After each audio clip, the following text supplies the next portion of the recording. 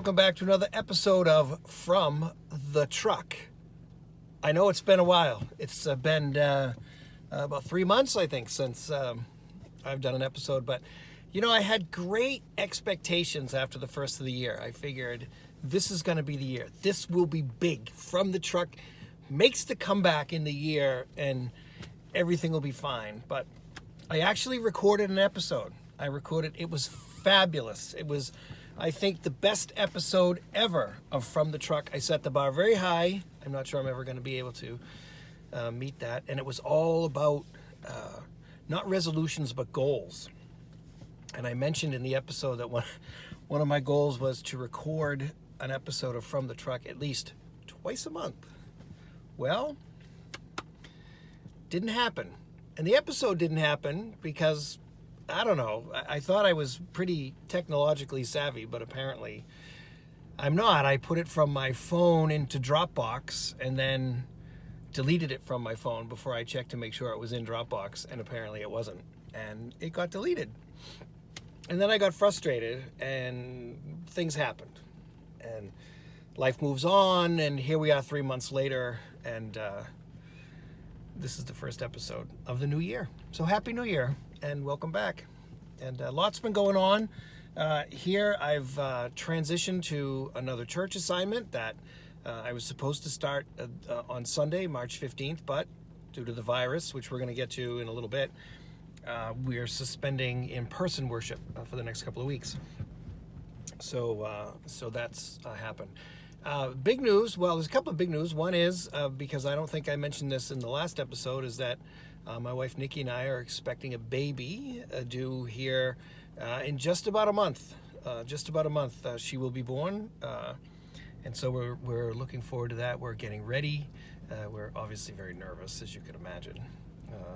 Those of you who have children probably understand my level of anxiety, and Nikki's level of anxiety is rather high at this moment, but we're surviving. We'll get through it. We know we will. So all will be well on the baby front, and I'll be sure to give you some updates when that event does happen. The other big news is I'm back on the radio. For those of you who may be following me for a while, you remember I had a radio program a few years back called Shepherd of Souls, which was also a podcast. But I've gone back on local Boston radio, WCRN 830 AM and WACE 730 AM, which is in Springfield. And I have a show on Sunday morning called Faith in America. It airs at 6 o'clock on both of those stations. But it's also available as a podcast. You can find that information on Facebook at the Facebook page. So facebook.com/Faith in America Radio. You can follow my hijinks. My hijinks over there. It's a recorded show. It won't be live. 6 o'clock on Sunday morning is a bit early to be in the studio, although the very first episode was a live episode, and I had to get up early. We had this seems to be the year of technical difficulties, but so there were some technical difficulties, and I had to go in and produce the show live in the studio, but it all worked out fine. Everything was great, and so we're soldiering on. This will be the third episode this week, coming up on March 15th. So again, WCRN 830 AM and WACE 730 AM, and then available online at facebook.com/Faith in America Radio. So slide on over there and like the page unless you have done that already. So we are in the midst of this COVID-19, coronavirus, whatever you want to call it, outbreak, and I know there's various thoughts on whether or not people are overreacting to this, and there's a lot of people who are anxious and upset. Events are being canceled, then they're not being canceled.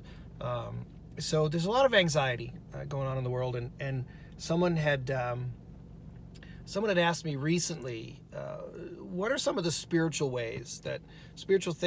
practices that we can adopt during these trying times?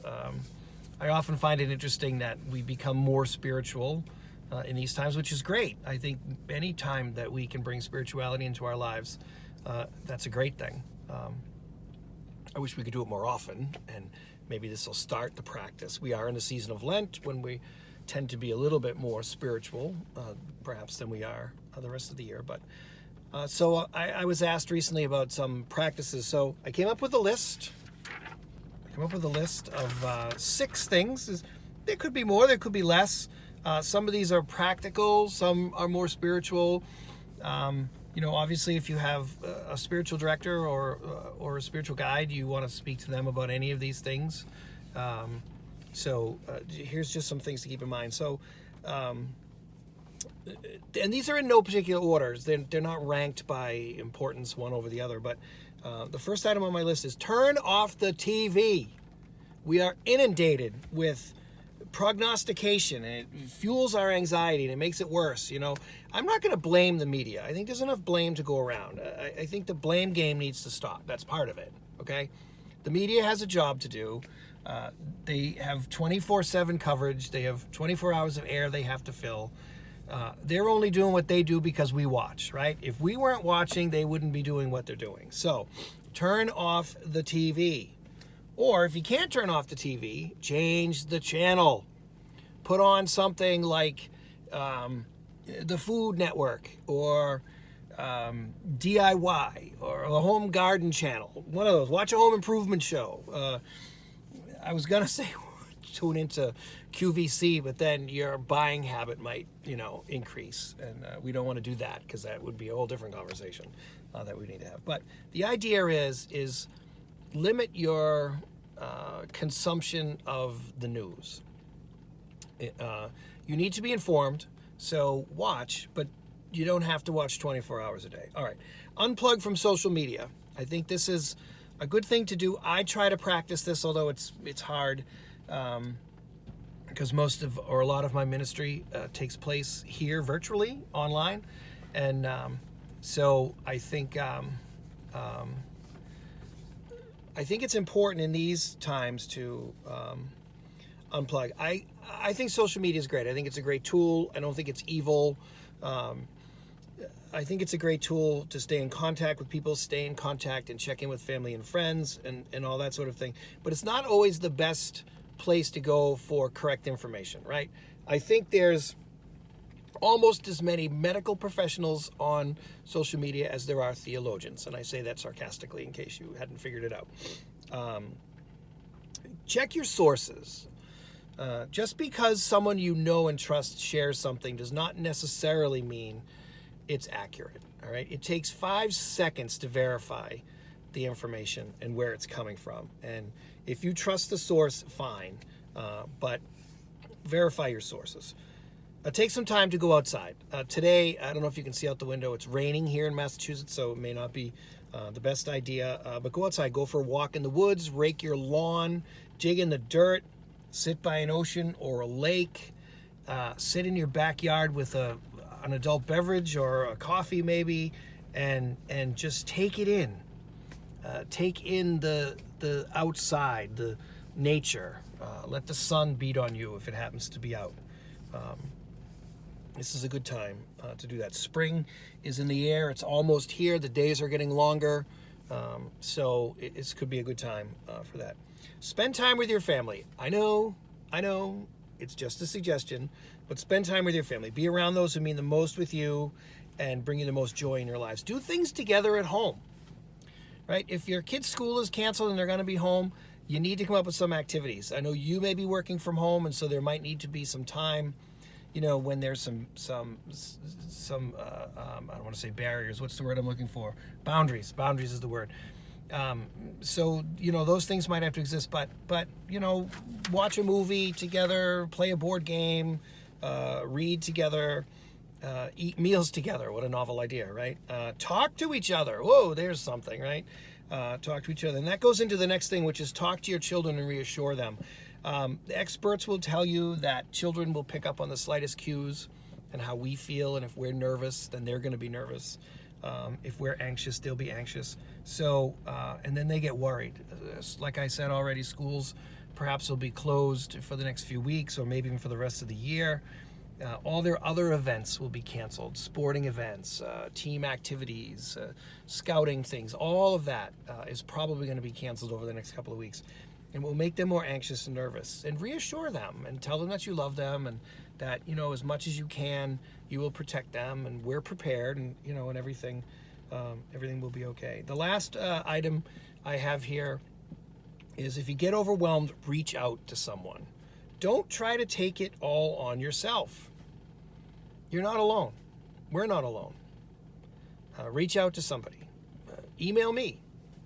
Send me a text message if you have my number. Reach me through Facebook. I know I told you a few minutes ago to get off social media, but get back on and send me a message. And, we can chat, or find someone that you trust and you can talk to on the phone, or be that someone for someone else who can call you, and just be that sort of person, and we'll be there for each other. It's at times like this that hopefully we rise to the occasion.